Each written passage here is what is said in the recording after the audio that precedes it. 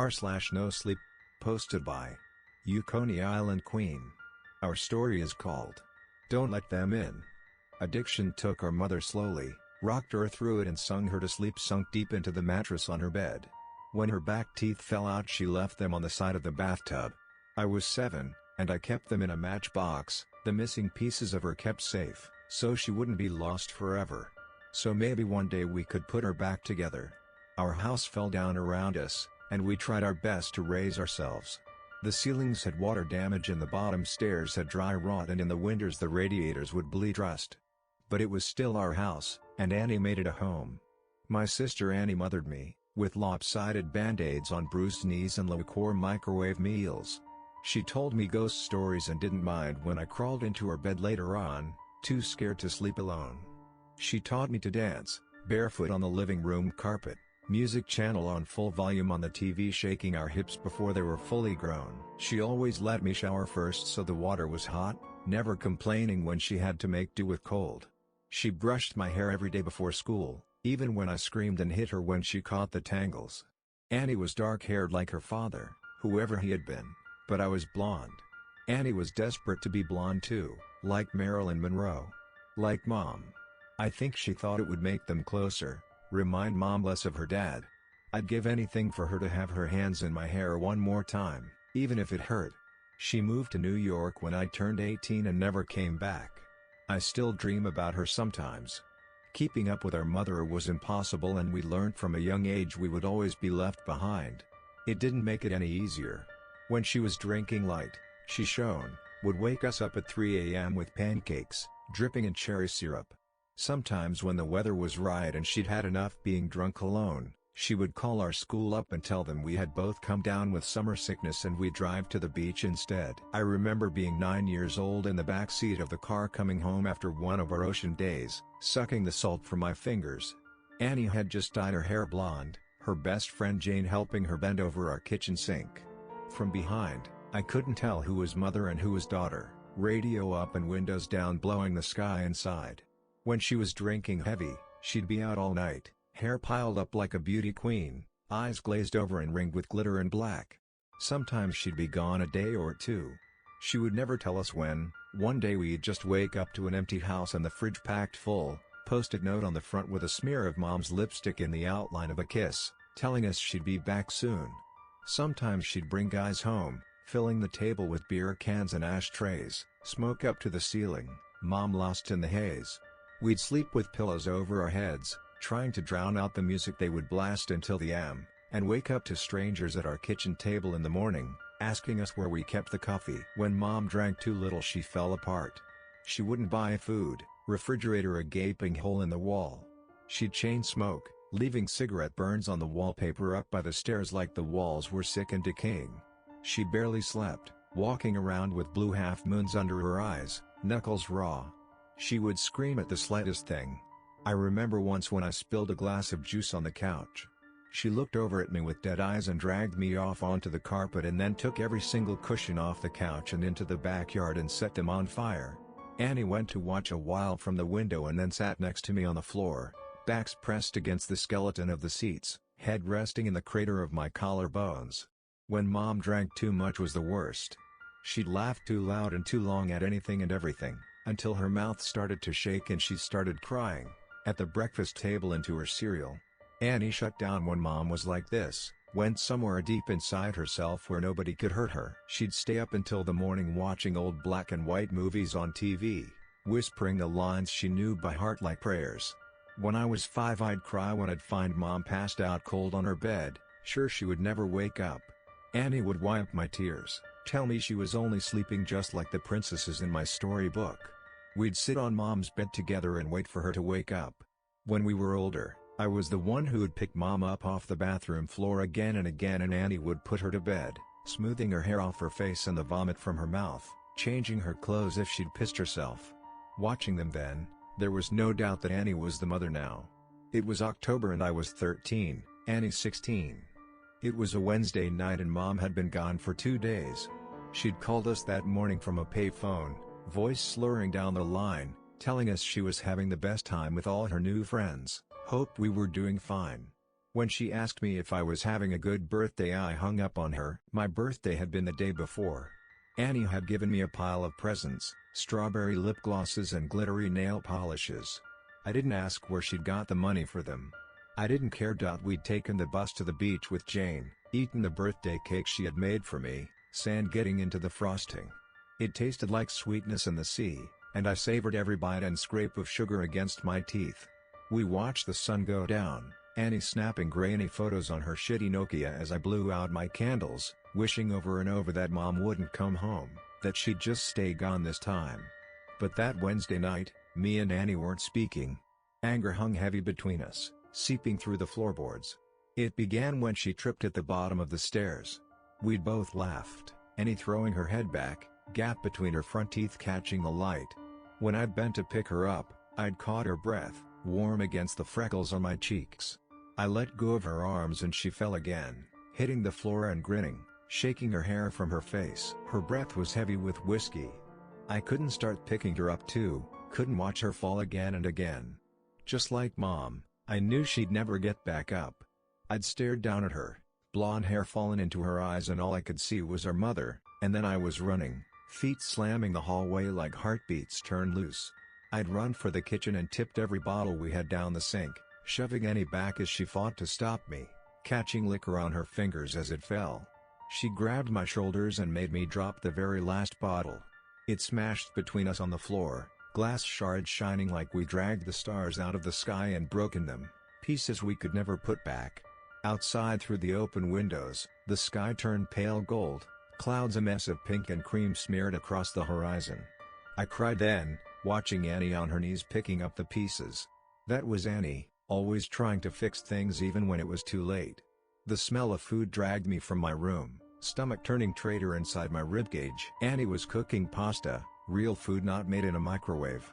She'd set the table, Tammy Wynette singing softly from the CD player, Annie gently swaying her hips as she stirred the tomato sauce, rich and warm.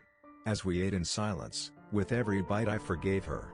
Mom never cooked dinner, or remembered my favorite was spaghetti ever since I was a kid, or stayed sober long enough to sit up at a table.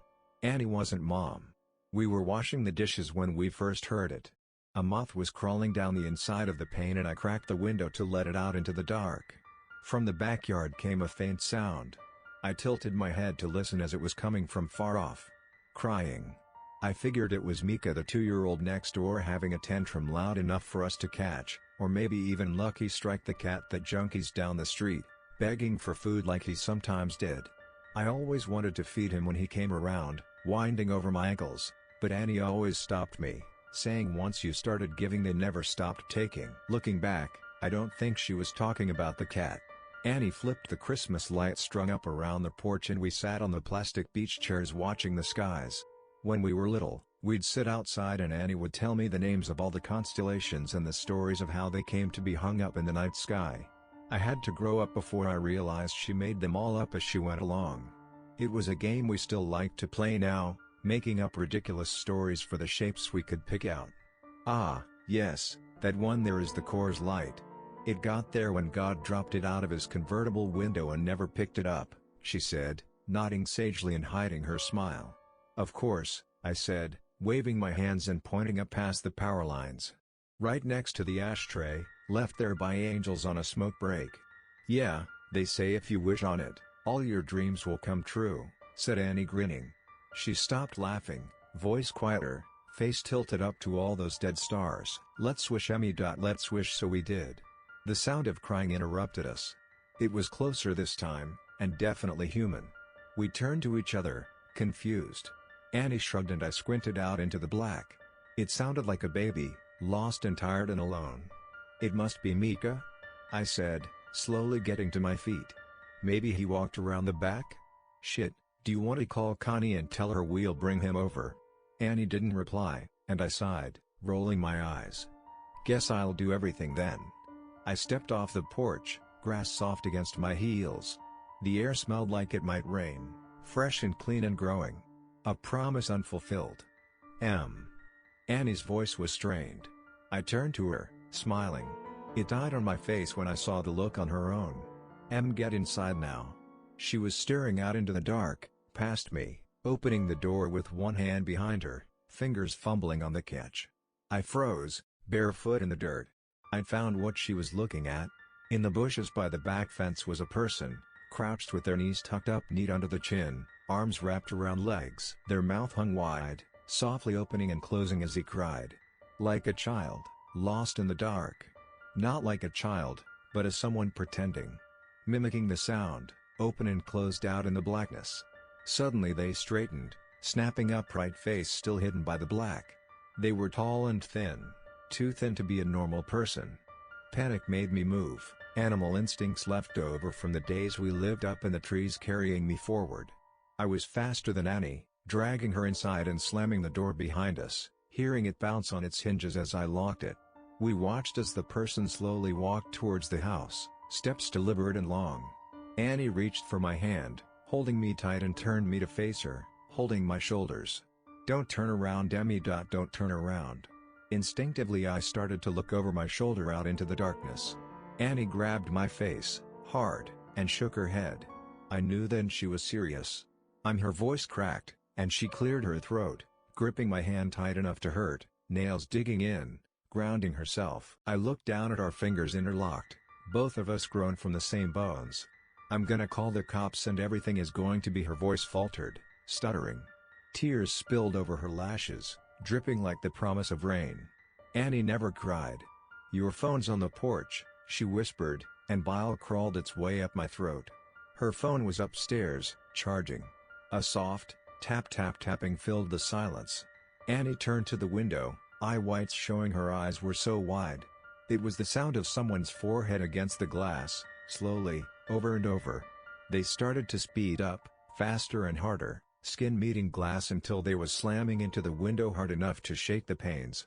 The tapping stopped and I was about to ask Annie if I could look now when she screamed, followed by the sound of cracking glass and the loudest slam yet. Whoever was in our yard had just smashed their face hard enough into the window to break it. We ran upstairs, two at a time, skipping the ones caved in with dry rot on instinct. I turned behind me once and Annie yanked my face back before I could see. The sound of broken glass echoed behind us as we made it to the bathroom, locking the door. A thin, wailing cry, like a baby calling for its mother, filled the hallway, trapped between the walls and locked doors. Annie threw her back against the door, feet jammed up against the bathtub, clutching the knife she had grabbed from the kitchen. I did the same, shoulder to shoulder. Slow footsteps started on the stairs, deliberate and casual. The crying had become mocking, almost laughter, shrill bursts of sound and then giggles, high-pitched and abruptly stopping before starting again. The first door on the upstairs floor was my bedroom and we heard the distinct sound of it slamming open. They were looking for us. "What the fuck is going on?" I asked Annie, not even bothering to brush away the tears that I couldn't stop falling. I watched my sister pick herself up off the floor, and brace her hands on the door as we heard the sound of a second door slamming open, Mom's room. The next room on the hallway was the bathroom. Annie pulled me to my feet and handed me the knife. I shook my head and pushed it back to her, terrified of what would happen if I had to use it. Annie shoved me and pressed the knife into my hands, thumb pressing hard enough on the blade to bleed. I watched my sister's blood drip down her wrist, a winding red road, still pushing into my hands despite the pain. I took the knife. Something slammed against the wall that Mom's room shared with the bathroom. A high-pitched wail followed. I held my breath, could feel my heartbeat in the base of my throat, a wild and frantic thing. "I'm gonna get the phone from my room." I shook my head violently, about to argue. Annie clamped a hand over my mouth. I could taste the blood on her hand, salty and sweet. Like birthday cake by the ocean. "Yes. I'm gonna get the phone and I'm gonna call the cops and we're going to be okay." I shook my head again. "It's the only way. When I go I need you to lock the door and you don't open it for anything or anyone. Not for me, not for anyone. Promise me." I shook my head and Annie pressed her hand into my mouth, crushing my teeth against my lips so it made my eyes water. "Yes. Promise me, Em." Something smashed in the room next door. Annie brushed the hair off my face, gently tucking it behind my ear. "Promise," she mouthed and unlocked the door as slowly as possible, bolt scraping gently. I watched the curve of her shoulder disappear into the black hall outside, like the moon in eclipse. And then she was gone. I couldn't move or breathe for a second, and then I slammed the bolt shut just as something bounced off the outside of the door. A high-pitched scream followed, handle rattling up and down hard enough to pop one of the screws. I watched it roll towards me on the tiles. And then silence. I sat with my back to the door, holding the knife and wishing I was holding Annie's hand instead. Still silence. Nothing but me and my lungs slowly filling the room with my breath. Came a voice through the door. I started, hands gripping the knife. "Honey, what's going on? Mom?" My voice cracked. "Mama, is that you?" I wrapped my arms around myself, shaking, trying to keep myself still. "Sweetie, it's okay, just open the door. It's okay, just let me in." The handle rattled again, gentler. "Just let me in, it's all okay." She banged on the door and I took my handle of the bolt. "Honey, I'm sorry, Dad, I'm sorry I missed your birthday. I'm sorry I'm such a terrible mother. Please." Her voice broke and she started to cry. "Just let me in, baby, I'm so sorry." I screwed my eyes shut. She sounded so sad and so lost. I just wanted her to hold me like when I was a kid and I'd coming off the swings with a scraped knee. Maybe this time she meant it. Maybe it would all be okay. My hand found its way to the bolt again. My sister's voice came through the door, warm and gentle. "Yeah, Emily, let us in, it's all okay." My hand froze on the bolt and I tightened my grip on the knife. Annie never called me by my full name. A hand banged on the door, handle rattling. "Emily, let us in." Annie's voice became low and guttural, followed by the same shrill giggles from before. Mom spoke now, pleading and crying, voice getting louder and louder. "Let us in, let us in, let us in," over and over again, punctuated by her fists on the door. I thought about demons and monsters, all the bedtime stories we pray don't crawl out from under the bed. "That's not my sister and you're not my mother." I screamed through the door, hands over my head. I climbed into the bathtub and curled in a ball, cradling myself, knife clutched to my chest. I didn't know what it was outside that door, but I knew it wasn't Annie. It wasn't the voice that yelled it when I changed TV channel, the one that sang me happy birthday, the one that told me I was smart even when I got bad grades, the one that read me stories about princesses that never wake up. It wasn't human. Bangs and yells came from downstairs, followed by the footsteps of people running. A low guttural howl ripped through the house, filling the room until I felt like I was drowning in the sound, and then the door was kicked in. I screamed, covering my eyes, waiting to die. Arms found me and lifted me from the tub, carrying me from the room. I looked at the outside of the door as I was carried downstairs. It was covered in long scraping claw marks, dragged down to the floor. Pillows ripped apart covered the hallway and soft down, like it had snowed inside. I watched them drift slowly as men in uniforms checked each of the rooms that looked like they had been torn apart by something feral.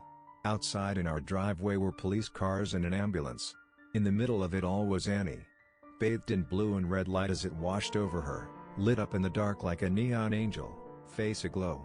I threw myself from the cop's shoulder and ran to her, holding us both together, broken pieces and all, standing under all those constellations we made up. Gentle screaming came from the ambulance, which rocked occasionally. Annie gently turned my head away, smiling so sadly it made my chest ache as I understood. Turns out there was no demon. No wild animal or bad men trying to break in. Just Mom, out of her mind on booze and drugs and everything in between, coming to the end of a week-long binge. Something had finally broken inside her head, and this time we couldn't put her back together no matter how hard we tried. Sometimes you fall one last time and you never get back up. Annie had seen her in the garden, blood dribbling from her mouth, track marks bulging on her forearms like unmapped roads, rail thin and desperate for one more hit, one more fix. She'd searched the kitchen for all the drink I'd thrown away, and when she hadn't found it, had come to hunt for the stash she hid in the bathroom. She hadn't wanted me, just the drugs on the other side of the door, so high she could mimic Annie's voice almost perfectly. Turns out the real monsters are the ones that eat you alive slowly, the kind that come in a bottle or a needle or at the end of a long list of reasons why you can't get out of bed in the morning. Sometimes the monsters are the ones that raise you or love you the most. But it's up to you if you let them in.